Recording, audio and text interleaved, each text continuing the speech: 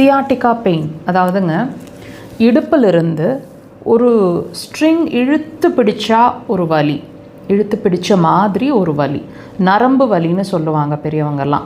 கால் ஃபுல்லாக வலிக்குது, குனிய முடியல, நிமிர முடியல, காலை மடிக்க முடியல, உட்காந்து எந்திரிச்சு காலை முதல் ஸ்டெப் எடுத்து வைக்கிறதுக்குள்ளேயுமே தடுமாறி விழுகிற அளவுக்கு அந்த வலி வந்து இழுத்து பிடிச்சிட்டு இருக்குது.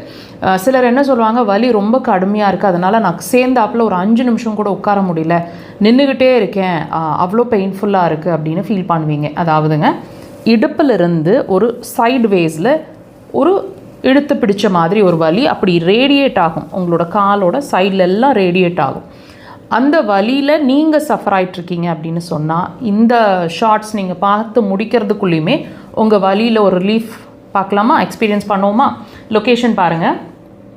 கால் பாதத்தோட மேல் பகுதியில் சுண்டு விரல், அதுக்கு பக்கத்து விரல், 2 விரலுக்கும் இடைப்பட்ட கேப்பில் அவங்க மார்க் பண்ணியிருக்காங்க. அந்த பாயிண்ட்டை ஒரு டாட் வச்சு காமிச்சிருக்காங்க. இந்த பாயிண்ட்டை எக்ஸாக்டாக 2 விரலுக்கும் இடையில இருக்குது. உடன் இன்ஸ்ட்ருமெண்ட்ஸ் கையில் இருக்குதுன்னா உடலை விட்டு வெளியில் இப்படி ப்ரெஷர்ஸ் கொடுங்க, இப்படி இல்லைன்னா விரல்கள்னால் இப்படி நல்லா டீப்பாக இருக்கணுங்க ப்ரெஷர்ஸு. எப்படி இருக்கணும்? உங்கள் வலி குறையணுன்னா இந்த வலியை பொறுத்துக்கோங்க. ஒரு ப்ரெஷருங்கிறது 15 to 20 seconds. நல்லா ப்ரெஷர் கொடுக்கும்போது ப்ரெஸ் பண்ணி திருப்புங்க, கிளாக் வைஸ் டைரெக்ஷனில் இப்படி ப்ரெஷர்ஸ் கொடுங்க. டீப்பாக ப்ரெஸ் பண்ணி நீங்கள் ரொட்டேட் பண்ணும்போதே ஒரு 10 to 15 seconds கண்டினியூஸாக பண்ணுங்கள். ஒரு 10 செகண்ட் கேப் கொடுங்க, மறுபடியும் ரிப்பீட் பண்ணுங்கள். ஒரு 3 to 5 முறை நீங்கள் கொடுத்து முடிச்சுட்டு நீங்கள் உட்காந்து எந்திரிச்சு அல்லது உங்களுக்கு என்ன பொசிஷனில் வலிச்சதோ அதை ரிப்பீட் பண்ணி பாருங்கள்.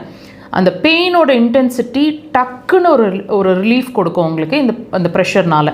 இதை வந்து தயவு செய்து கொஞ்சம் கண்டினியூ பண்ணிகிட்டே இருங்க.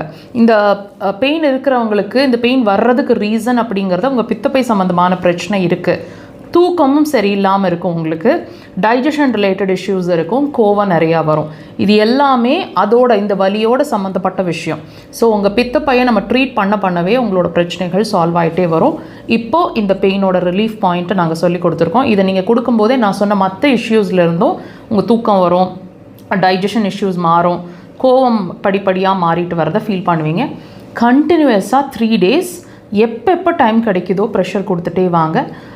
தேவைப்பட்டால் அதுக்கு மேலே 5 daysலேருந்து 10 days வரைக்கும் கண்டினியூ பண்ணுங்கள். பெயின் எவ்வளோ வருஷமாக இருந்தாலும் ரிலீஃப் கிடைக்கும். ட்ரை பண்ணுங்கள்.